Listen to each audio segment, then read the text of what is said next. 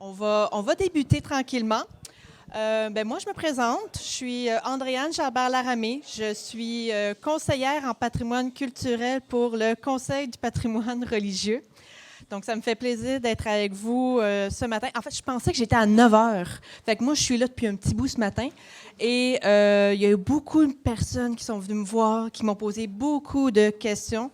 Et j'ai vu le temps passer. Fait que je vais essayer de resserrer ma présentation, puis on va se donner du temps là, pour, si vous avez des questions, je vais essayer de me rendre disponible là, pour puis pas trop déborder dans le temps parce qu'on a une journée assez chargée, puis je pense que vous commencez déjà à avoir le cerveau là, un peu en ébullition avec toutes les belles présentations qu'on a eues ce matin. Alors, je vais commencer. Qu'est-ce que le patrimoine religieux? Donc, on va commencer tranquillement. Alors, l'idée du patrimoine religieux, c'est que c'est un patrimoine fondateur. Ça fait partie de l'identité culturelle au Québec. Elle a façonné tous nos milieux, que ce soit urbains, ruraux. Donc, il faut penser à l'importance du rôle des communautés religieuses dans le développement des municipalités de nos régions. Et là, on parle vraiment en termes urbains du territoire, mais également au niveau social. On a eu ce matin des exemples des Augustines, elle était là pour le système carrément de la santé, mais les Ursulines aussi au niveau de l'éducation. Donc, elles ont un rôle social important et ça se reflète dans le paysage urbain. Mais il faut comprendre que cette façon de percevoir le patrimoine a évolué dans le temps. Aujourd'hui, il y a une perception un peu plus négative. Donc, c'est un peu plus... la religion, c'est conservateur. Dans certains moments, pour certaines personnes, il y a carrément une indifférence par rapport au patrimoine religieux. Donc, il y a un enjeu derrière la perception qu'on peut avoir du patrimoine. Et le contexte actuel, c'est que c'est un patrimoine en danger. Donc, c'est un immense corpus qui comporte des défis, ne serait-ce que pour l'entretien de ces bâtiments. Donc, c'est tout un défi qu'on a par rapport au patrimoine religieux. Et il faut aussi comprendre le corpus en tant que tel. Donc, on a un patrimoine religieux bâti, mais ce n'est pas que les églises. On a des presbytères, des évêchés, des couvents, des maisons mères, des synagogues, des chapelles. Donc, c'est vraiment un corpus varié et très nombreux. Quand on se réfère au répertoire du patrimoine culturel du Québec, si on fait l'extraction, on est à plus de 9000 bâtiments qui font partie du patrimoine. Donc, ce n'est pas que les églises. Mais similairement, il y a des objets. Donc, tout ce qui est les objets, les œuvres, les sculptures, les archives, les vestiges archéologiques. On a les cimetières, les croix de chemin, les calvaires. Donc, également aussi, on parle d'un corpus important. Et je retourne au répertoire du patrimoine culturel. On aurait inventorié pas loin de 31 000 objets à caractère religieux. Alors, ça aussi, c'est tout un corpus à connaître, comprendre et tenter de valoriser également. Et c'est là que nous, on rentre en compte, le Conseil du patrimoine religieux du Québec. Donc, on est une petite équipe, on est 6 employés. Et comment qu'on réussit à faire notre mission? C'est qu'on travaille en concertation. Donc, on a 12 tables régionales de différents représentants. Donc, on a des représentants religieux, mais on a des représentants au niveau du patrimoine municipal, ministère de la Culture. Et c'est à travers ces différentes tables de concertation qu'on est capable de connaître les différentes situations, de connaître les enjeux et trouver des façons de diffuser l'information, de discuter les enjeux et de mieux connaître et comprendre les réalités de chacun. Les territoires sont uniques, chacun a sa dynamique. Vous avez les catholiques, les anglicans, les autres traditions religieuses aussi à tenir compte. Donc, c'est comme ça que nous, au Conseil du patrimoine religieux, qui a plus que 25 ans, qu'on réussit à travailler et à remplir notre mission. Un des premiers chantiers qu'on a réalisé au Conseil du patrimoine religieux, c'est carrément de faire un inventaire. Il fallait savoir combien il y avait de lieux de culte au Québec. Donc, on est allé avec la base, on a réalisé cet inventaire en 2003 et c'est également à ce moment-là qu'a suivi la fameuse évaluation patrimoniale, les fameuses cotes. Mon église, c'est une cote A, c'est une cote E. c'est à ce moment-là qu'il y a eu l'évaluation patrimoniale et ça aussi, ça a été toute une démarche qui a été faite, notamment avec des différentes tables régionales pour donner une évaluation patrimoniale et essentiellement, ce que ça a permis à notre organisation, c'est de mieux sélectionner les projets admissibles à notre aide financière. Donc, on ne pouvait pas tous les accepter et avec nos critères, les églises A, B, C devenaient admissibles à une aide financière pour la restauration. Donc, c'est ça qu'on entend là avec les fameuses cotes. Le fait qu'il y ait une cote ne veut pas dire qu'elle est classée. Ce n'est pas un statut. Il n'y a pas une reconnaissance derrière une cote d'évaluation. C'est vraiment un critère d'admissibilité pour notre programme à nous, mais ça n'empêche pas qu'il y a énormément d'informations derrière l'inventaire qui a été fait qui permet aux gens d'en apprendre un peu plus sur l'histoire de leur bâtiment. Puis une chose que je veux montrer, c'est qu'à travers aussi l'inventaire, on était capable aussi de ressortir certaines informations. Est-ce qu'on a beaucoup de très vieilles églises? C'est de vous donner un peu une idée. Et une chose qu'on ne réalise peut-être pas, c'est qu'on a un immense corpus moderne d'églises construites entre 1945 et 1975. Après la Deuxième Guerre mondiale, on a construit énormément d'églises et malheureusement, ce sont des églises qui sont peut-être moins appréciées par la population. Souvent, on peut penser, par exemple, à tout le développement des banlieues qu'on a à travers le Québec. Donc, il y a eu beaucoup d'églises qui ont été construites à ce moment-là. Et ce qui fait qu'aujourd'hui, on peut parler d'un corpus peut-être en danger qu'il ne faut pas négliger et qui ont une certaine valeur patrimoniale également. Donc, il faut les remettre aussi dans leur contexte de construction de l'époque. Comment ça se passe aujourd'hui, le patrimoine religieux au Québec? Je pense pas qu'il y a personne qui va être étonné d'apprendre qu'on va de moins en moins à l'Église aujourd'hui. Les statistiques que je peux vous donner, c'est que dans les années 60, 80% de la population allait à l'Église. Aujourd'hui, on est à 5%.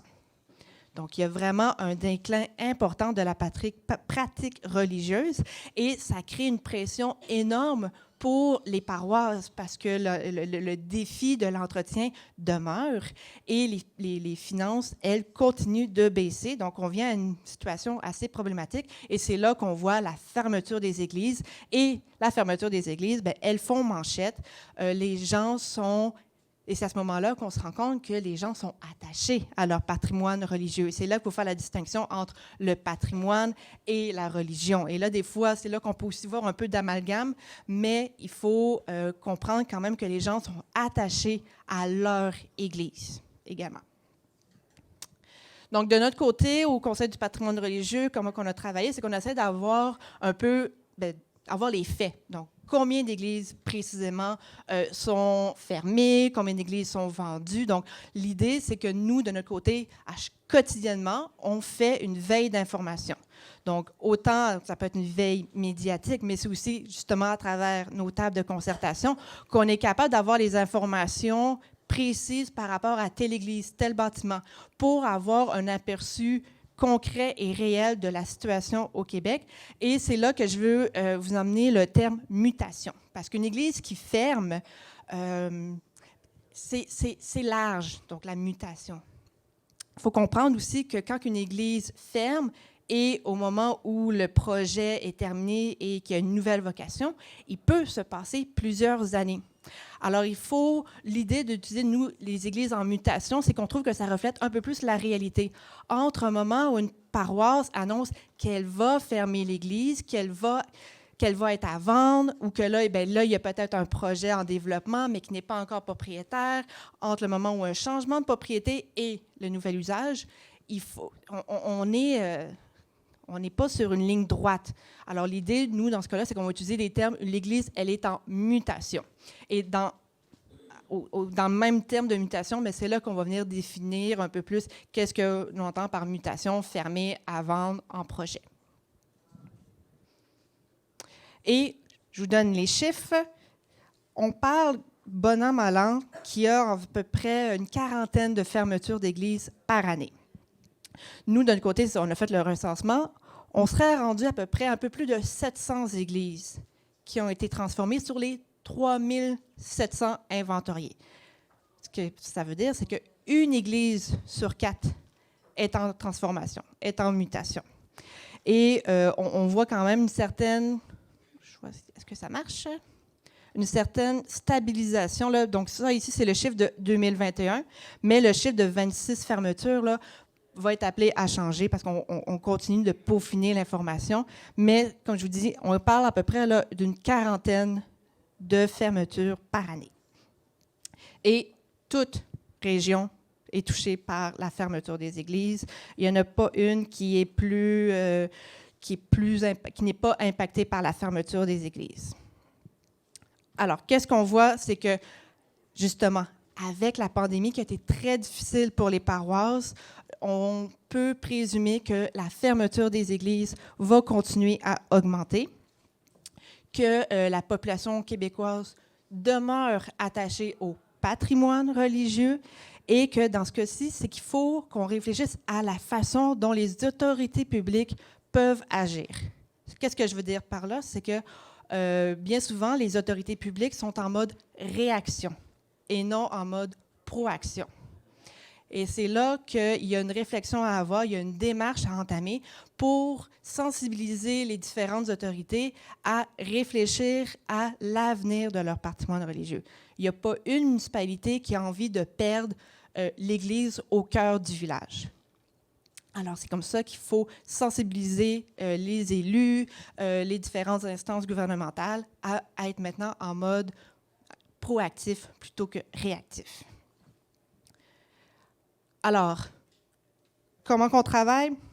Bien, on va se retrousser les manches et il faut constater les potentiels de la transformation des églises. Alors, l'idée, c'est de commencer à convaincre la population, les différentes instances, que l'Église, la transformer, c'est du développement durable. Il y a un coût, on en a mentionné un peu plus tôt, démolir une église, il y a un coût énorme pour la démolition de l'église, mais il y a aussi un coût énorme au niveau environnemental. Donc, c'est énormément de déchets qui sont générés par la démolition d'une église, alors qu'on a un bâtiment qui a été construit il y a peut-être 100 ans, il y a 50 ans. Donc, l'église, le bâtiment est déjà là. Mieux vaut, d'un point de vue développement durable, réutiliser ce bâtiment plutôt que de démolir et de construire un beau bâtiment LEED Platinum ou ce genre de choses. Parce que le nouveau bâtiment, aussi beau est sa performance énergétique, il y a un coût environnemental avec ces nouveaux matériaux, alors que là, on a un bâtiment qui est existant, qui est là et qu'on peut améliorer sa performance énergétique. Donc, il y a un changement de discours à avoir par rapport aux églises pour convaincre les gens que le bâtiment le plus vert est celui qui est déjà là. Ensuite, partager pour maintenir les services. Une église, c'est vaste. Au Québec, on était très, très ambitieux. On construisait de grandes églises et c'est là aussi de voir le potentiel de ces grands espaces. Alors, l'idée, c'est de voir comment qu'un bâtiment comme ça peut servir à répondre à plusieurs besoins. Donc, cette idée de multiplier peut-être les usages pour venir vraiment utiliser au maximum le bâtiment. Et je pense que c'est tantôt qu'on l'entendait que l'église à Saint-Clotilde, elle était ouverte, c'était un niveau d'ouverture de 3 %.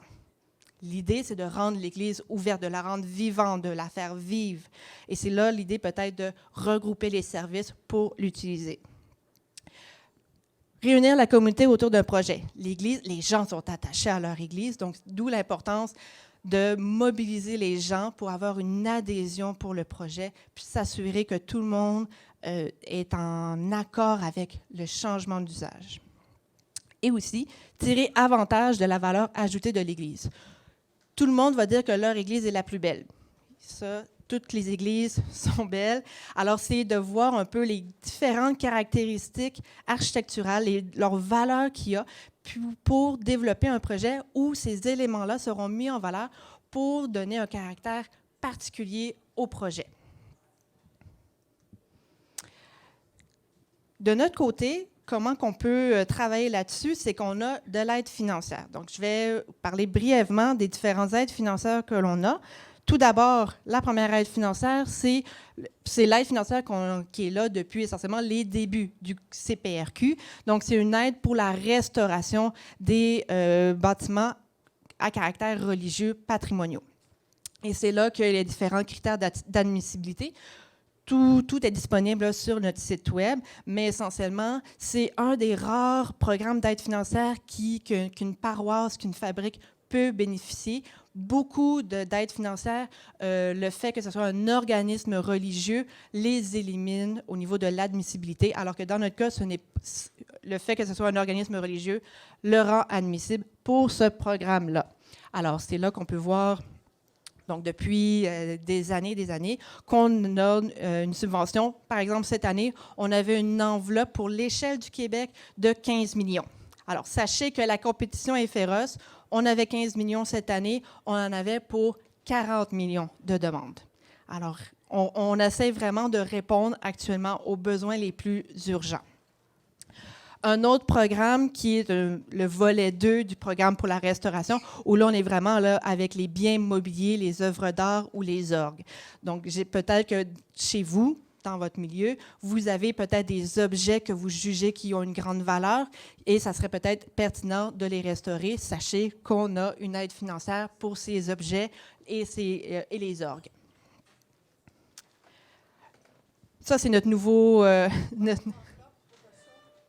les volets 2, vous voulez dire? Ça fait partie de l'enveloppe globale là, du 15 millions. Donc, bon an, mal an, on a à peu près 5 projets, là, je vous dirais, là, pour la restauration au volet 2. Alors, voici notre nouveau projet. C'est une aide pour la requalification des lieux de culte. Ça fait des années que le Conseil du patrimoine religieux suit la transformation des églises. Il y a quelques années, on a fait ce qu'on appelait une sorte de projet pilote. Donc, l'idée, c'est qu'on a observé, accompagné différents projets de transformation et on a essayé de voir, nous, de notre côté, comment on pourrait développer un programme qui serait vraiment bien adapté aux besoins du milieu. Et c'est là qu'est apparue l'idée de faire un programme, mais sous 2 volets. Et le premier volet qu'on juge essentiel, c'est un projet pour l'accompagnement pour débuter un projet. Donc, c'est là qu'on a créé l'incubateur à projet de requalification.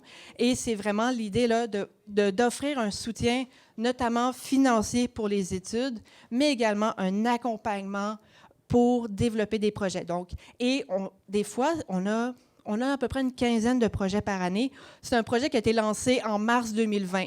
2 jours après, le Québec a fermé, mais on a quand même réussi à lancer ce programme-là. Et on a à peu près entre 15 et 20 projets annuellement qu'on accompagne comme ça. Et l'idée, c'est que des fois, c'est carrément une municipalité qui a une église et qui va fermer, qui n'a pas encore de projet, qui ne sait pas encore qu'est-ce qu'elle veut faire, mais elle sait qu'elle veut trouver un projet. Et ça, c'est admissible pour l'incubateur à projet. On les prend, on les accompagne et on identifie quels sont les besoins du milieu et on vient développer un projet. Et c'est ça la base là, de l'incubateur à projet. Comment il se décline? On a, entre autres, nos vendredis matins, nos webinaires. Les vendredis, vous vous connectez sur Zoom, vous avez un expert qui vient parler d'un sujet pendant 1 heure. Si vous avez des questions, vous pouvez poser des questions à cet expert.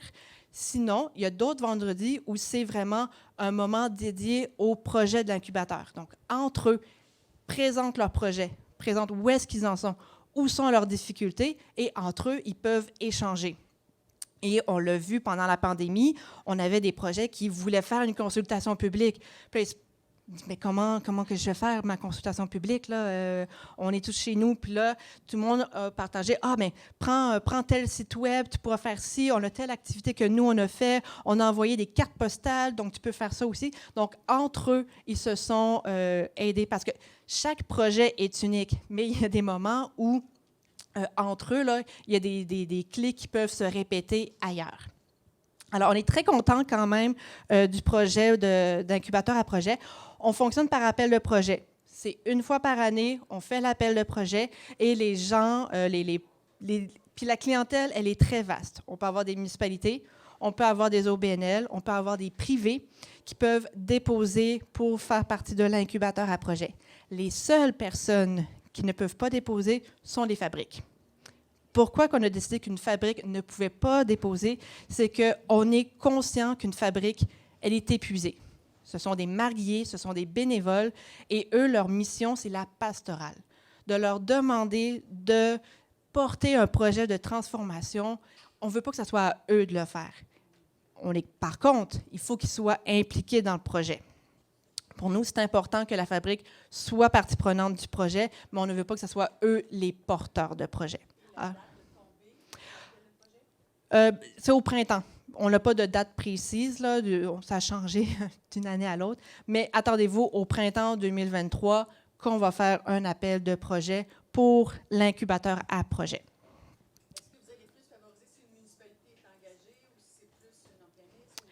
On me demande comment on va choisir un projet et c'est pas le projet qui va faire la différence. Des fois, la demande, c'est qu'on n'a pas de projet. Alors, il faut qu'on sente qu'il y a une mobilisation du milieu, qu'il y a une volonté de trouver une nouvelle vocation. Donc, bien entendu, ça prend une municipalité qui soit partie prenante. Est-ce que la MRC aussi est prête d'offrir un soutien? Est-ce que la fabrique, bien entendu, est d'accord? Parce qu'il faut que la fabrique consente à ce que l'Église ne soit plus, qu'elle change de vocation. Et un autre critère que nous, on veut pour l'admissibilité, c'est qu'elle ait un statut patrimonial. Donc, l'idée là, des cotes que j'ai parlé là, tantôt, ce n'est pas un critère d'admissibilité pour ce programme-ci. Il faut qu'elle ait un statut patrimonial et ça peut être une citation patrimoniale. Donc, une municipalité peut accorder une citation patrimoniale. Donc, si votre Église a une citation patrimoniale, elle devient admissible. Et pour l'incubateur à projet, on a même donné un peu de lousse, c'est que la municipalité peut va consentir à faire une citation patrimoniale dans les 24 mois, dans les 12 mois suivant son admission au programme.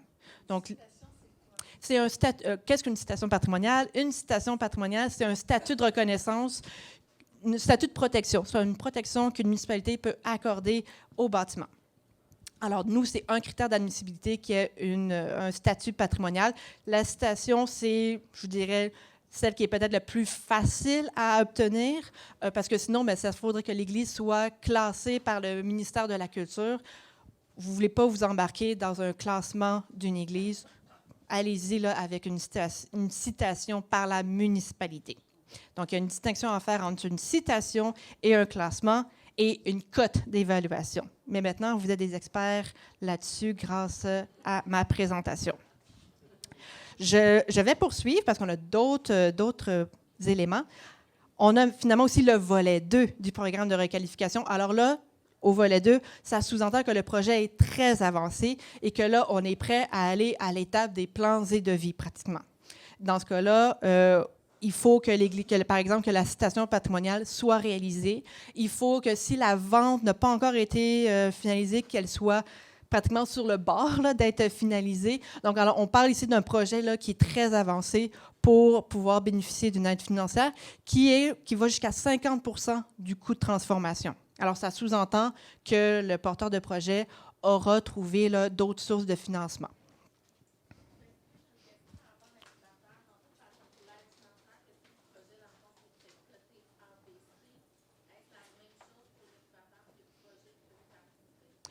Alors, on me demande si une église ABC peut être admissible pour l'incubateur. Mm-hmm. Alors, parfait. On me demande si une D ou une E pourrait être admissible à l'incubateur. Je vais revenir. La réponse est oui, en autant qu'elle ait une citation patrimoniale ou un engagement d'une citation patrimoniale. Dans certains cas aussi, on peut voir si, au niveau de la réglementation municipale, dans certains cadres réglementaires, il peut y avoir, par exemple, ce qu'on appelle un PIIA ou un CCU. Donc, c'est une autre PPU, pardon.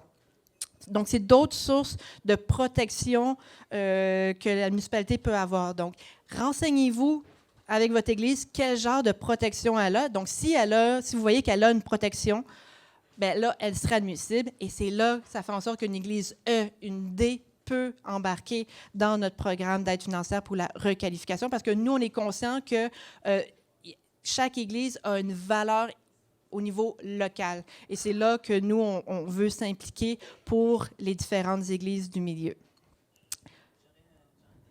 Oui.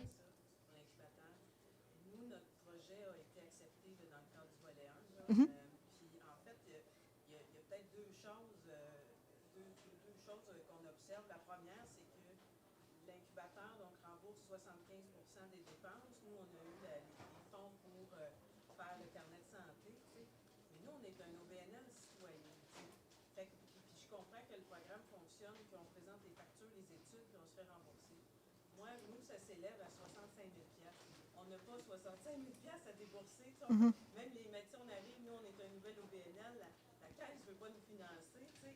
Fait qu'on est on est un peu bloqué. Puis je ne sais pas s'il y a une ouverture à ce que ce genre de subvention-là soit peut-être versé à l'avance ou quelque chose comme ça, parce que nous, c'est un gros obstacle, disons, dans notre projet. Là. On essaie on fait bien ce qu'on peut. Même si on s'approche que l'argent doit être versé, on n'est pas capable d'avancer.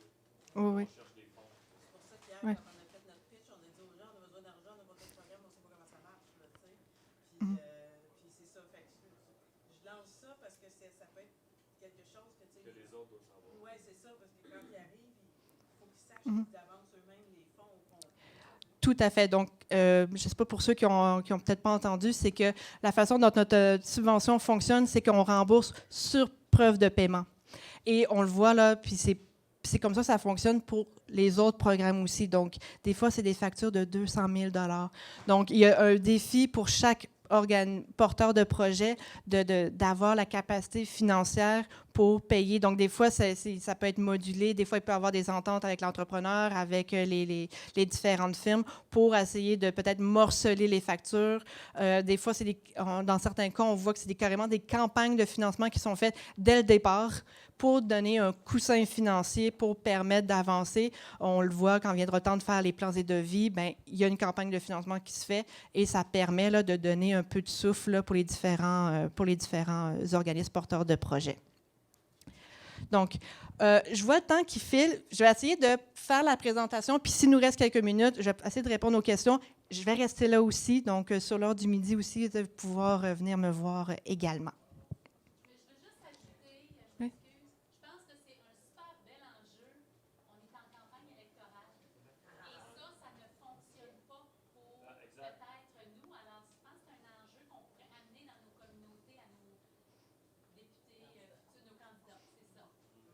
Merci.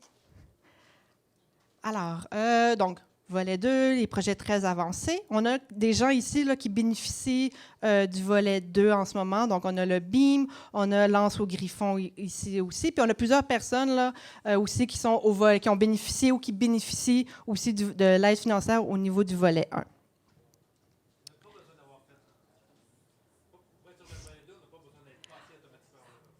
On me pose la question, est-ce qu'il faut avoir fait le volet 1 pour être au volet 2? La réponse est non. Mais ça aide.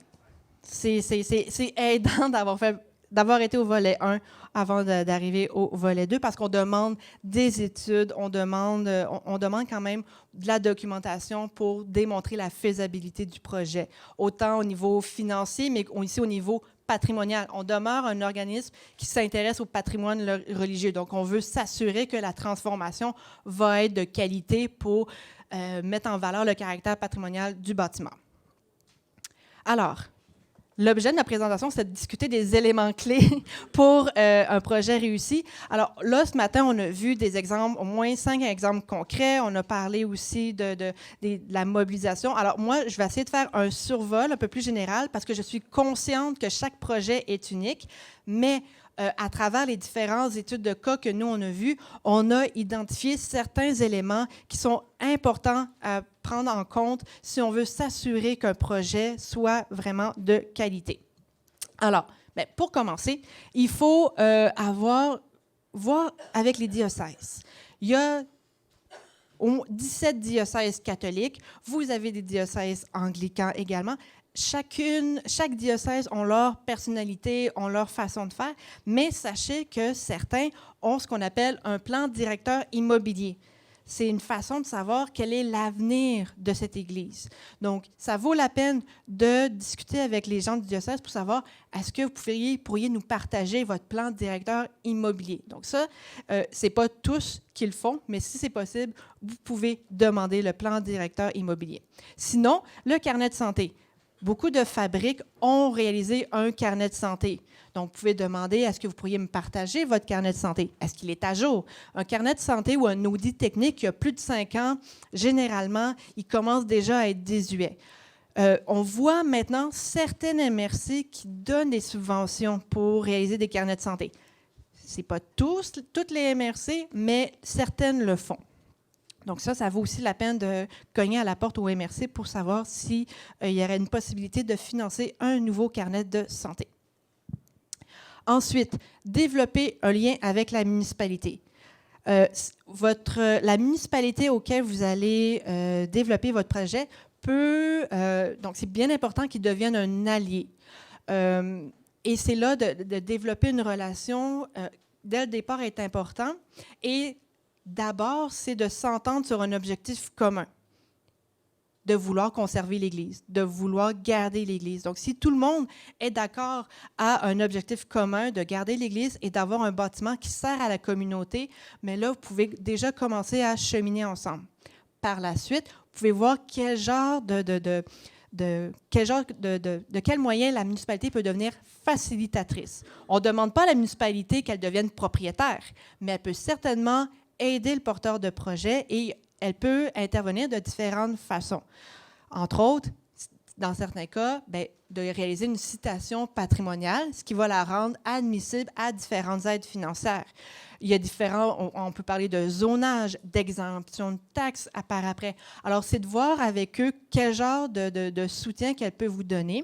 Dans certains cas, c'est un soutien de ressources humaines. Elle peut aussi vous aider quand viendra le temps de faire une consultation publique. Donc, c'est de rapidement développer un dialogue, un lien avec la municipalité et de voir un peu quel genre de rôle qu'elle peut jouer pour développer votre projet. La consultation citoyenne, bien là, avec je ne sais pas si vous avez été là à la dernière formation un peu plus tôt sur la consultation publique. Je ne pense pas surprendre tout le monde comme quoi que c'est essentiel de communiquer auprès de la population votre projet. Donc, je pense que Sonia disait qu'elle n'aimait pas le mot acceptabilité sociale. De mon côté, moi, je dis que c'est important l'adhésion de la communauté pour un projet. Alors, c'est bien important fréquemment de discuter du projet. Puis la première consultation publique en fait, ce serait quand même très important de faire un bref retour sur la situation de la fabrique. Quand vous parlez avec la population, vous parlez à 2 personnes, finalement. Vous parlez aux paroissiens et vous parlez aux citoyens. Et la façon dont vous communiquez avec ces personnes-là, c'est peut-être la même personne, mais ce n'est pas de la même façon que cette personne-là va réagir. Peut-être que le paroissien, ça va être beaucoup plus émotif, mais le citoyen, il va être plus rationnel. Alors, il y a une distinction à faire, quitte à faire 2 rencontres citoyennes. Une rencontre avec les paroissiens et une rencontre plus tard avec les citoyens. Donc, il y a cette distinction-là à faire dès le départ quand vient le temps de faire la consultation publique. Je ne vais pas rentrer en détail parce qu'on vient de faire une belle présentation par rapport à ça, mais définir les besoins, bien présenter le projet, recueillir les commentaires et les suggestions pour s'assurer que le projet soit qui vient vraiment répondre aux besoins de la communauté. Ensuite, une église, ce n'est pas comme une maison ou une grange, c'est un bâtiment qui a différentes caractéristiques et ça sous-entend un enjeu important. Donc, c'est bien important de comprendre le bâtiment, de comprendre ses caractéristiques, de comprendre comment il a été construit afin de s'assurer que le projet final soit de qualité et qui met en valeur les caractéristiques patrimoniales de l'Église. Et c'est là aussi qu'il faut... C'est peut-être pas bien écrit, là, j'aurais peut-être pas dû le mettre en vert pâle, mais ça dit, si l'Église est citée ou classée, il faut faire les validations auprès du ministère ou auprès de la municipalité pour s'assurer quels sont les critères à respecter. L'idée d'un statut patrimonial, c'est un statut de protection. Alors, quels sont les matériaux, quels sont les éléments qu'il faut absolument protéger? Si vous avez un projet et pour vous, le clocher n'est pas si important, si votre bâtiment a une protection, il est fort probable que des éléments comme le clocher, les vitraux font partie des éléments à protéger. Mais ça ne veut pas dire que vous ne pouvez pas faire des interventions. Il y a toujours moyen de faire des interventions, des agrandissements, mais il faut être conscient des différents règlements qui sont en vigueur avant d'aller un peu trop loin dans votre projet. Donc, les éléments à tenir compte pour un projet de qualité, c'est de s'assurer que la vocation envisagée, elle est compatible avec le bâtiment. Je vous le dis tout de suite, de faire des appartements dans une église, c'est peut-être pas la meilleure chose à faire. Une église, c'est un grand volume, c'est un grand espace. Et de venir mettre des espaces à l'intérieur de l'église, bien, vous venez dénaturer le caractère de l'église, le gabarit de l'église. Même chose quand si vous voulez faire un agrandissement pour l'église, pour votre projet, mais il faut s'assurer que l'agrandissement ne vienne pas écraser l'église. Idéalement, peut-être de faire l'agrandissement sur le côté, les matériaux, est-ce qu'on peut utiliser des matériaux un peu plus sobres? Donc, il y a vraiment une attention à avoir quand vient le temps d'intervenir sur l'église et la vocation que vous voulez utiliser pour le bâtiment. Et l'idée aussi, c'est que si vous intervenez, il faut s'assurer que l'ajout soit contemporain et pas une copie de vieux. On est en 2022, il faut que l'intervention soit une intervention contemporaine. Ensuite, les ajouts, les modifications sont de grande qualité. Alors, on peut quand même venir jouer avec les gabarits, mais il faut s'assurer que les matériaux qui sont utilisés, que le traitement utilisé ne soit pas une imitation de vieux et qu'on s'assure qu'on met quelque chose de qualité, qu'on met en valeur les éléments anciens, mais que les éléments contemporains, on ait des matériaux nobles, par exemple. Donc, on s'assure que le bâtiment, parce que les gens, quand ils ont construit leur église, ils étaient fiers, ils ont tout mis ce qu'ils pouvaient pour leur église. L'intervention contemporaine doit être également de qualité. Et finalement, les qualités patrimoniales doivent être mises en valeur. Donc, on a différents projets ici où on a été capable de mettre en valeur, par exemple, les vitraux. Et ici, il y a tout un travail exceptionnel pour la restauration des finis intérieurs. Donc, l'idée, c'est qu'on soit capable de lire l'histoire, de lire que l'Église est encore là, mais de comprendre un peu le caractère patrimonial de l'Église. Donc, qu'on évite de trop perdre quand on vient faire des transformations et qu'on conserve une certaine qualité symbolique et historique derrière la transformation, derrière les interventions. Un autre élément important, c'est de vous inspirer. Le fait que vous soyez ici aujourd'hui, c'est déjà un bon départ parce qu'il y a beaucoup de monde ici qui ont un projet et qui sont prêts à partager leur expérience, leurs bons coups. Alors, ça vaut la peine aujourd'hui de discuter avec ces gens-là. Sinon, sur le site web du CPRQ, on a un onglet qu'on a appelé « Les églises réinventées ». Donc, on a pas loin d'un peu plus de 15 exemples d'églises qui ont été transformées et ça va dans tous les sens, de la grande église classée à la petite église en milieu ruraux. Les nombres d'usages qu'on a présentés, c'est très varié, mais ce sont des fiches détaillées. Vous avez un maximum d'informations qu'on a été capable de colliger, qu'on a mis derrière ces fiches-là. Donc, c'est vraiment des sources d'informations bien importantes, bien intéressantes qui peuvent vous aider pour développer votre projet. Mais sinon, c'est d'aller visiter également, de voir les projets, de rencontrer les gens, de poser des questions, de le vivre, le bâtiment. Ça vous permet aussi de comprendre les bons coups et peut-être les mauvais coups aussi, peut-être que vous ne voulez pas reproduire. Et ça vous permet aussi de faire un peu de réseautage également. Développer une entente de partenariat. Au Québec, même si je vous parlais qu'il y avait presque un quart des églises qui sont en mutation, un grand nombre de ces églises en mutation, il y a encore du culte. les gens sont quand même attachés à ce qu'il y a du culte. Et c'est possible, à travers différentes ententes avec la fabrique, de créer carrément une sorte d'entente de location avec la fabrique pour permettre des célébrations dans l'Église. Alors ça, c'est un dialogue que vous pouvez amorcer avec la fabrique pour savoir est-ce que vous voulez continuer à avoir du culte dans votre Église. L'idée aussi, c'est d'avoir des ententes quand même raisonnables. Commencez pas à faire une entente de location sur 30 ans. Allez-y avec un 5 ans pour voir aussi comment la fabrique va évoluer dans le temps. Un autre élément aussi que je peux vous parler, c'est les objets. L'Église a énormément d'objets. Généralement, quand une église sera désacralisée, les objets sacrés, en fait, vont être ramenés à la paroisse, vont être ramenés au diocèse pour être par moment redistribués, amenés ailleurs. Mais il y a certains objets qui pourraient faire partie d'une vente ou carrément faire partie d'un prêt. Alors, dépendamment de l'objet que vous avez, de la valeur patrimoniale ou la valeur artistique de cet objet, vous pourriez déterminer, juger que vous voulez le conserver dans l'Église. Et là, si vous voulez certains objets, bien, ça va prendre l'autorisation carrément de l'évêque pour un prêt de cet objet. Mais on le voit souvent. Et ça fait partie des démarches que vous pouvez faire. Et la fabrique, généralement, aura ce qu'on appelle un inventaire des objets. Et c'est là que vous allez pouvoir vous entendre. Bien, ça, vous pouvez le garder. Ça, si vous êtes intéressé, nous, on le prendrait. Alors, il y a ce genre d'entente que vous pouvez développer avec la fabrique pour ceci. Les sources de financement pourraient faire l'objet d'une formation d'1 heure en tant que telle.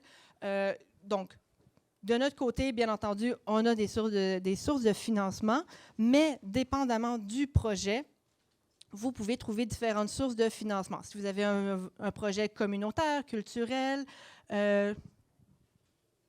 Oh, OK. 5 minutes? OK. Donc, dépendamment de la vocation que vous voulez, communautaire, culturelle, il y a différentes sources de financement possibles.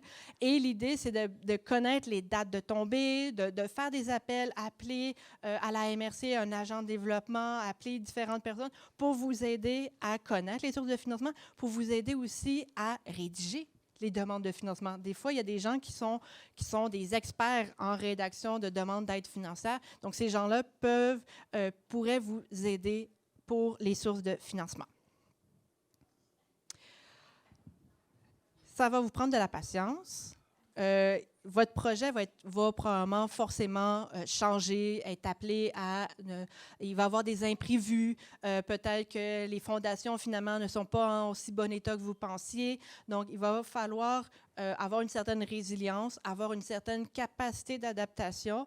Mais si vous croyez à votre projet, si vous êtes convaincu que le projet va répondre à votre communauté, cette patience vaut la peine.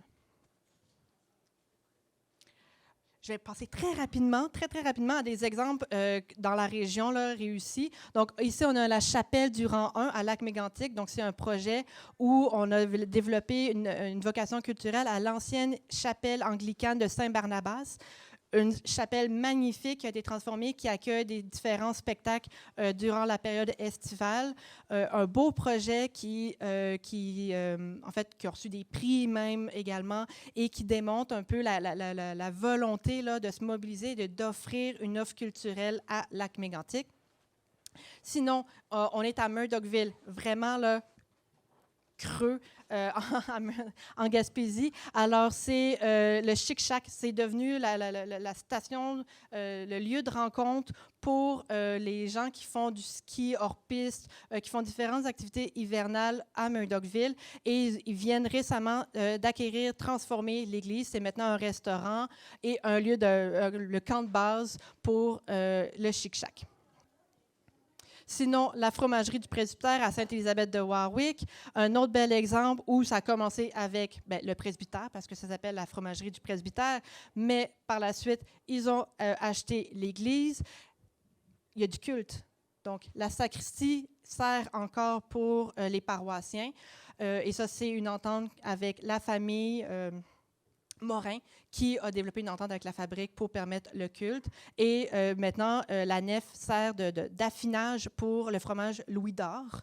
Et maintenant, je pense ils ont maintenant aussi le magasin général. Donc, vous voyez qu'il y a quand même une grande expansion. Mais tous les vendredis, pendant la période estivale, on parle de milliers de personnes qui assistent à leurs 5 à 7 à cet endroit-là. Donc, vraiment, là, développement, là, une attractivité importante, des retombées importantes pour la municipalité avec un tel projet. Finalement, la distillerie, de plus en plus de distilleries qui se font dans les églises. Donc, un des exemples que j'ai, c'est l'église de Saint-Luc à Magog. Alors, c'est assez récent. Donc, ils ont acheté l'église, ils ont transformé, ils ont récupéré certains éléments du mobilier des confessionnaux, ils l'ont réutilisé, mais le grand volume de l'église permet l'installation des différentes cuves, des différents espaces. Il y a un espace aussi de dégustation qui se fait. Alors, la distillerie est en ce moment la nouvelle tendance là, dans les églises qu'on peut voir.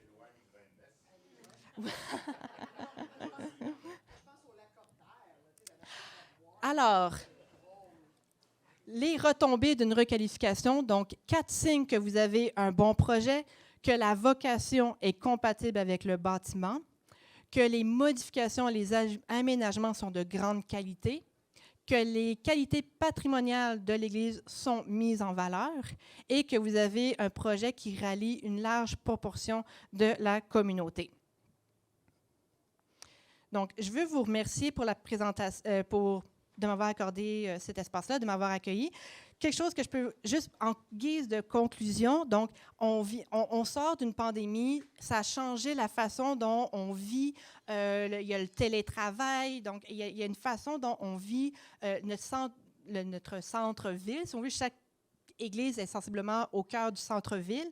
Et il y aura un défi dans les prochaines années à s'assurer qu'il y a une rétention de la population dans les noyaux villageois.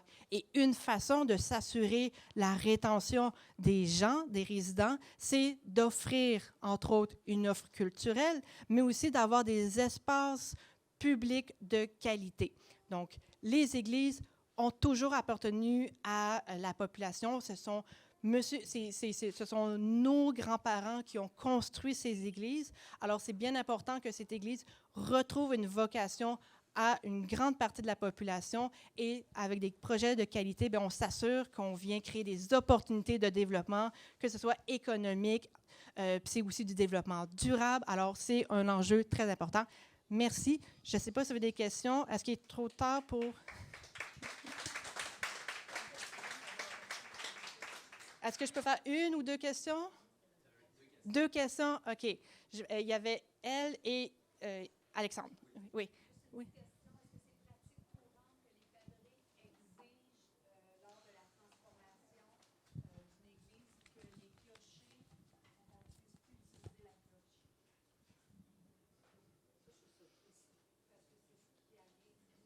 Mm-hmm.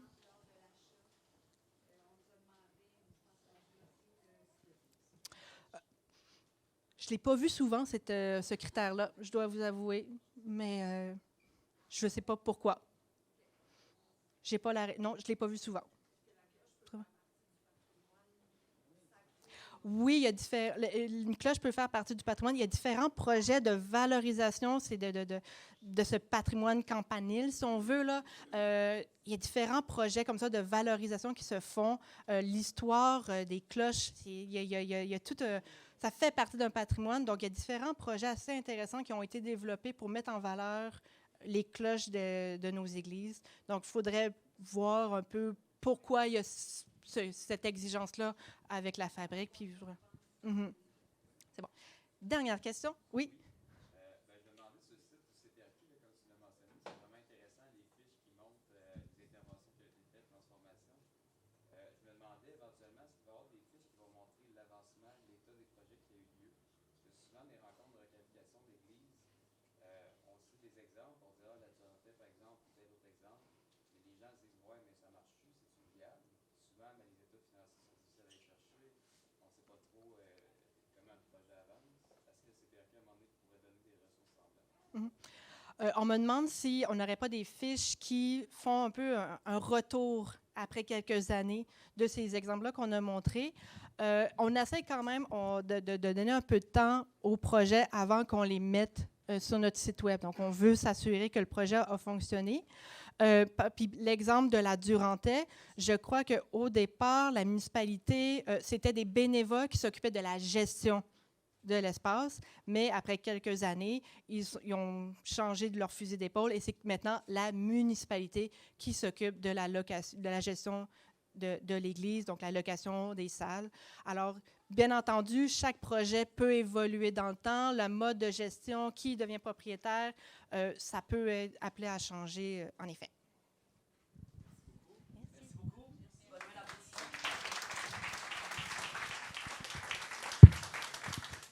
C'est très apprécié. Merci beaucoup d'être embarqué dans l'aventure avec nous. Je pense que c'était fascinant comme présentation. Est-ce qu'on va pouvoir y avoir accès? Est-ce que vous allez la partager? Est-ce que vous aimeriez la voir? Fait que vous pouvez la mettre sur le groupe Facebook des Forces fraîches, juste comme la faire couler si vous voulez. Il va falloir qu'on le mette ailleurs. Ouais, on s'en parle. Donc, le dîner va être servi. En ce moment, il y a l'atelier a encore lieu. Fait que là, les gens sont en train de se déplacer pour trouver une place pour manger. Fait que ce que je propose, c'est de prendre un petit 15 minutes de plus. Parce que là, on vient de parler des bonnes pratiques. On a souligné les bons coups. Mais il y a aussi du monde qui ont des combats un peu partout au Québec puis qui essayent de trouver une manière de revaloriser leurs projets patrimoniaux. Puis c'est rare qu'on prend le temps de se pencher sur ces cas-là. Fait que je vais inviter Mireille puis Daniel à venir en avant. Ils sont les porteurs de projets de revalorisation d'église à L'Anse-au-Griffon en Gaspésie. Donc, une bonne main d'applaudissements parce qu'ils en ont bien besoin. On était supposé avoir un atelier sur la fiducie d'utilité sociale. Malheureusement, François, le maître Ferland, est tombé malade hier. Donc, mais on va vous proposer cet atelier-là virtuellement sur les Forces fraîches. On fait une activité par semaine. On va s'organiser pour qu'il soit avec nous d'ici 4 semaines. D'ici là, Daniel et Mireille, en fait, avant de commencer, est-ce que vous voulez commencer par la vidéo pour mettre la table ou vous voulez dire un petit mot? Alex, à toi.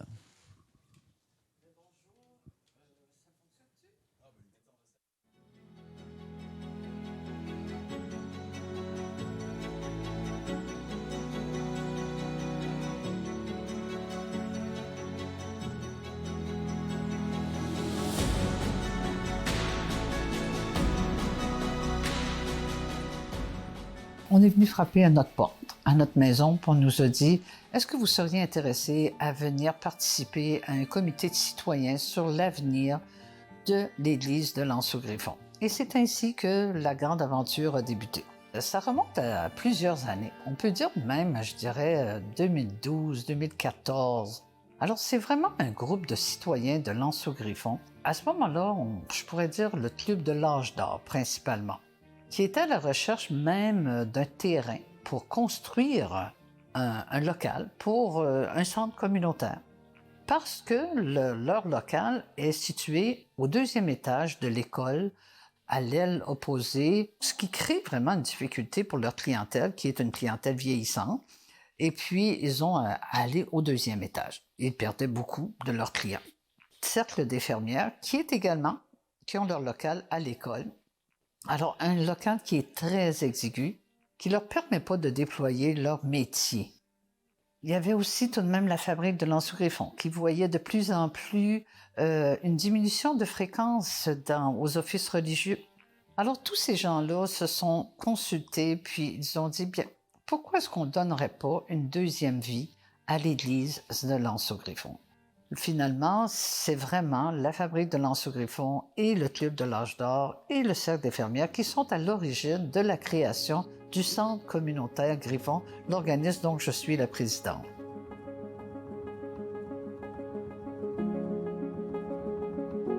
La seigneurie de L'Anse-au-Griffon est l'une des premières propriétés concédées en Amérique française. Au milieu des années 1800, une petite chapelle et son cimetière existaient déjà au centre du village. Vers 1863, une nouvelle chapelle est construite. En 1904, jugeant l'église trop petite à cause de la croissance de la population, la communauté décide de la démolir et de construire un nouveau bâtiment ainsi que son presbytère au centre du village. Ces constructions sont complètement détruites en 1922 par le feu, le jour même de son achèvement. Suivra la construction d'une 3e église, qui est à son tour la proie des flammes en 1939. L'église que nous fréquentons actuellement est construite en 1942 et elle peut accueillir environ 450 paroissiens. Par un surprenant retour du balancier, c'est cette église que la population accepte de convertir en centre communautaire. Un clin d'œil de reconnaissance pour les générations précédentes. Vous savez, si on ne fait pas la démarche qui est en cours présentement, si on ne réussit pas même tout ce que l'on fait présentement, eh bien, vous savez, ce qui va arriver, c'est la clé sur la porte. Alors, c'est très important. Moi, c'est ma motivation. Ce que l'on veut, c'est sauvegarder ce patrimoine bâti. Parce que nous sommes pleinement conscients que si nous ne transformons pas ce patrimoine bâti en un centre communautaire, eh bien, c'est la clé sur la porte et c'est la démolition de ce patrimoine bâti qui va arriver un jour ou l'autre. Alors, on ne veut pas ça, on veut garder ce patrimoine bâti.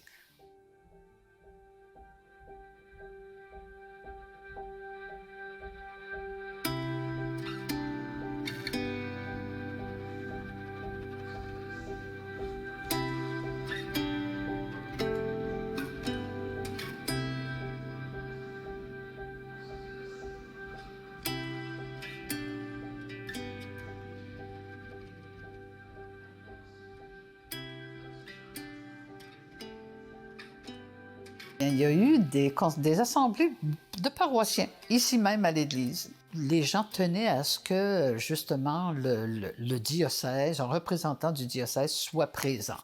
Une volonté de l'Église de demeurer impliquée dans le dossier était importante. Et vraiment, les gens étaient très en faveur. Très en faveur à condition qu'il y ait un lieu de culte qui soit maintenu dans le futur centre communautaire. Monseigneur est venu nous rencontrer ici. Et lui, il est venu rencontrer d'ailleurs, c'est ça, la population.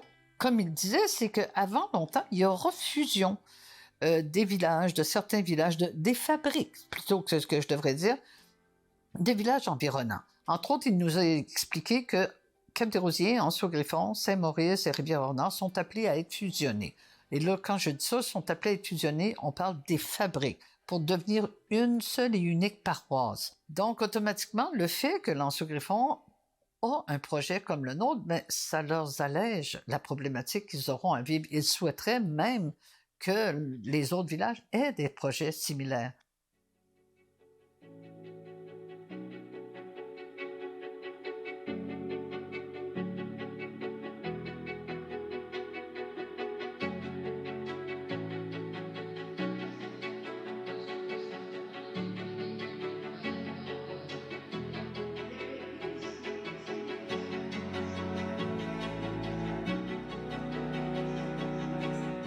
À un moment donné, nous avons voulu faire le point là-dessus, donc nous avons fait un sondage qui a été J'aimerais ça vous donner la parole parce que je pense que avec un rythme plus lent, on a un peu moins d'informations, puis juste m'assurer que vous puissiez passer votre message parce que je pense que vous avez des gros défis.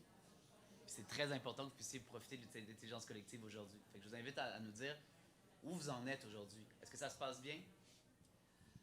Est-ce que... Oui, ça va. Oui, ça va? Oui. Bien, écoutez, entre autres, on arrive à une croisée des chemins qui est très importante en ce moment.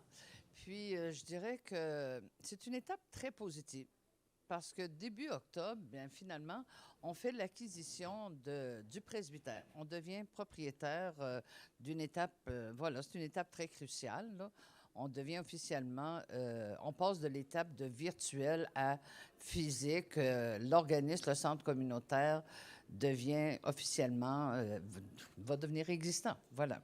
Alors, c'est sûr que les prochains mois vont devenir cruciaux pour l'organisme. Juste question qu'on comprenne un peu, là. Vous cherchez, là en ce moment c'est le presbytère, vous avez l'intention de faire l'acquisition de l'église également? Oui. Puis, oui. Ada, vous avez accumulé combien dans votre levée de fonds? 2 millions. 2 millions. Puis, est-ce que vous avez assez pour l'Église? Bien, c'est-à-dire qu'il nous manque encore, selon l'estimation des coûts, il nous manquerait... 1 200 000. 1 200 000. Cependant, dans notre processus de recherche de subventions, on n'a pas abordé encore le volet recherche de subventions pour l'aspect énergétique du bâtiment. Donc, ça nous permet, avec les professionnels, d'aller chercher un potentiel de financement très intéressant, de l'ordre de 70 du projet de transition énergétique, transformation énergétique et une orientation définitivement vers un projet vert. Ouais. Donc, élimination du mazout actuellement et transition vers le solaire, les thermopompes, pour avoir une autonomie énergétique en cas de crise climatique aussi. Puis, à travers votre projet, est-ce que vous avez des défis actuellement? Puis, tu sais, je vous invite à juste réaliser, tu sais, tout le monde ici est soit des porteurs de projets, soit des gens qui peuvent donner un coup de main. Fait que s'il n'y a pas de requête claire, on ne peut pas s'embarquer puis on ne peut pas donner un coup de main. Fait que je vous invite fortement à vous mettre un peu en danger puis dire comment ça se passe pour vrai. C'est quoi les gros défis que vous rencontrez? C'est là que nous, on peut apprendre. Parce que c'est une super belle histoire, mais je sais que c'est pas un chemin facile. Puis pour être très honnête, je vous écoute à date. C'est pas ce que je vois en ce moment, c'est pas le travail acharné. C'est pas à l'image du travail que vous avez fait. À chaque fois qu'on se parle, vous avez vous travaillez fort, vous avez de la mobilisation à faire, vous avez des gens à inspirer, à influencer, vous avez des challenges. J'ai envie de vous inviter à en parler parce que c'est avec ça qu'on peut apprendre. À date, ça a l'air d'un très beau projet, mais je vous invite vraiment à nous partager vos défis. Mais ce que vous venez de voir, là, c'est ce qui nous porte aujourd'hui à être présents. Depuis 2 ans et demi qu'on est avec les Forces fraîches, il est évident qu'ils ont un défi quotidien sur le fait qu'on est, Mireille et moi, bénévoles dans ce dossier-là et qu'on doit s'associer à des professionnels ou des connaisseurs ou à des municipalités qui auraient le goût d'être de l'autre côté de la lunette, qui, eux, voudraient collaborer, auraient une expertise ou pourraient peut-être nous alimenter sur les façons de faire. Parce que nous, on a une certaine carte blanche, mais on n'a pas un appui financier ou un appui de la ville à laquelle on fait partie. Donc, ça constitue, veut pas, un frein, même si on nous dit qu'on ne veut pas nous mettre de frein. Donc, dans cette colonne, c'est la dynamique des difficultés qui s'entraînent. On a toutes les résolutions favorables, sauf qu'en n'ayant pas un recul de la ville dans ce dossier-là, concrètement, ça vient teinter, justement, ce côté-là. Une des priorités en ce moment, là, c'est le volet communication, de se mettre à jour au point de vue communication. On ne se le cachera pas, nous sommes des dinosaures au point de vue informatique et tout. On a besoin d'arriver à 2022, le site Facebook, tout. Là. Donc, on a besoin là-dessus d'aide, là, vraiment. Les finances, c'est constant, c'est certain, c'est une recherche constante. Par contre, il y a toujours de l'aide qui arrive d'un peu partout. On ne se décourage pas. Récemment, on a eu des belles visites cet été, comme par exemple d'architectes qui sont apparus, qui sont venus frapper à notre porte, encore une fois. Bon, on mentionnait dans la rencontre, dans la présentation précédente, la présence de lanceurs d'alerte, la présence de gens qui se tiennent au courant de ce qu'il y a comme développement. Et nous, on l'a appris à notre dépens parce que cet été, on a eu une équipe de tournage qui est venue faire un reportage expressément sur notre projet. C'est pas celui que vous venez de voir, et qui est diffusé là, sur YouTube à l'échelle provinciale. Donc, on prend de plus en plus de place. On a été interpellé, la période est propice à ça, on a été interpellé aussi par des engagements politiques sur le projet qu'on mène. Donc, il y a toutes sortes d'ouvertures insoupçonnées. On a eu des visites d'architectes qui ont pris connaissance puis qui sont montrés curieux de venir voir le site, venir faire les distances pour cogner à notre porte puis dire « on veut visiter votre église ». Et on a même eu, mais ça, on va rester entre nous, des visites... C'est filmé, hein? C'est filmé, mais on a eu des visites après le phénomène de déréchaud qui a frappé les Laurentides, une bande de Papineauville jusqu'à Chapet, où il y a eu des communautés entières qui ont perdu l'électricité jusqu'à 3 semaines, qui étaient hébergées dans des garages municipaux, dans des toiles, et qui n'avaient plus aucun service. On a eu des visites d'administration municipale pour voir notre projet, et ils sont partis avec, parce que ça constituait une solution en cas de crise climatique. C'est ça. C'est extrêmement intéressant. Puis, tu sais, je pense, tu sais, ce qui est fascinant, puis, tu sais, Daniel, tu as été là dans les Forces fraîches depuis le début. avec curiosité. Et c'était très nourrissant là, depuis 2 ans qu'on organise des activités. Puis Mireille aussi, mais je dirais oui, mais t'étais pas mal plus là. Oui, tout à fait. Puis, c'était fascinant d'avoir de vous voir évoluer dans ce projet-là. J'ai envie de dire, en même temps, le défi de la communication, comme tu viens de le dire, Mireille, est tellement important. Et, c'est un défi dans ce cas-ci en particulier qui est extrêmement complexe. On a parlé tantôt, Andréane parlait de l'importance d'une grande mobilisation. Dans ce cas-ci, c'est une mobilisation qui est nichée à une génération. Puis il y a un désir d'ouverture, mais de quelle manière favoriser la discussion entre les aînés, la jeunesse, les néo-ruraux, cette espèce de mouvance-là? Je le nomme parce que si quelqu'un ici a cette capacité-là de prendre le temps de décortiquer un défi de communication, d'être capable d'apporter des solutions qui sont assez concrètes et créatives dans un contexte comme celui-là, je vous invite fortement parce que c'est des super porteurs de projets, mais ils sont vraiment la face dans les vagues, là. Constamment. Puis, moi, je vous lève mon chapeau parce que je vous vois avec énergie, avec optimisme, aller à rencontrer le maire, rencontrer des élus, rencontrer des porteurs de projets, avoir l'humilité de venir aux Forces fraîches, de venir ici. Puis, on veut pas que vous arrêtiez, mais ce serait le fun que vous ayez je suis pas mal sûr que quelqu'un aurait la capacité de vous aider à réaliser ça. Fait que je vous le souhaite de le trouver à travers cette journée-là. Est-ce que vous avez un dernier message que vous voulez partager aujourd'hui? Bien, écoutez, on est ouvert à tous ceux qui ont besoin de support dans leur projet. Si on peut vous donner un coup de main, on est très ouvert à partager tout ce qu'on a fait à venir à date. On l'a fait pour d'autres. Il y a des gens, justement, qui sont venus nous demander notre étude de faisabilité qu'on ait fait. On est ouvert à partager toute la démarche que l'on a fait à venir à date. C'est avec plaisir que l'on partage.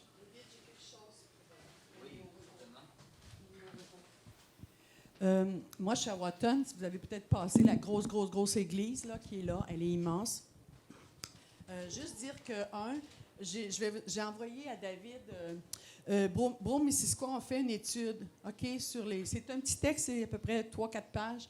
Ça dit sur les néo-ruraux. Puis ça situe vraiment le challenge, les enjeux.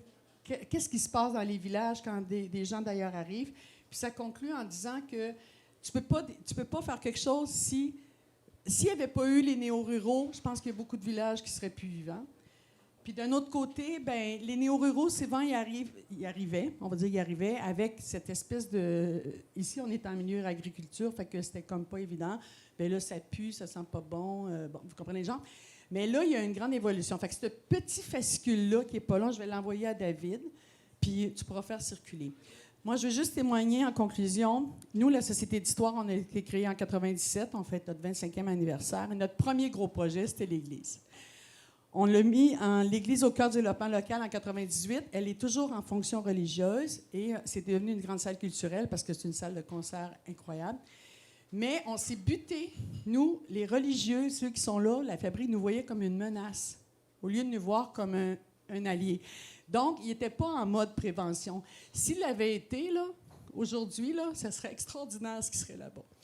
Moi, je veux juste vous témoigner que 25 ans après, depuis 3 mois, notre municipalité vient d'arriver. On est à l'état de santé. Ils ont mis une étude de 60 000 $ là-dessus. Et la fabrique aussi, parce qu'à un moment donné, en 2000, on avait un maire ouvert. Ça prend des élus ouverts, comme notre cher monsieur le maire qui était là, formidable. Oui, bon, vous êtes formidable. Fait qu'on avait un maire comme vous. Il a dit, je vais aller approcher la fabrique, puis on va au moins leur offrir le stationnement. Mais à l'époque, il n'était pas préventif. Non, on n'a pas besoin de vue. Aujourd'hui, 25 ans après, à cause de la crise, il y a une ouverture partout. Fait que les forces fraîches, vous arrivez dans quelque chose. Moi, 25 ans plus tard, je disais toujours au monde que je rencontrais, si je vous avais eu avec moi 25 ans avant, puis une petite société d'histoire ne peut pas faire grand-chose. Mais 25 ans plus tard, à cause de la crise, puis je veux finir là-dessus, des crises amènent toujours des vagues de changement extraordinaires. Fait que le mot que je n'ai pas dit un matin, David, c'est l'espoir. Puis moi, merci d'être là, puis vous nous donnez énormément de jus. Merci infiniment. Merci, Manon. Mot de la fin? Ça va? Bon appétit, tout le monde. Merci de votre attention.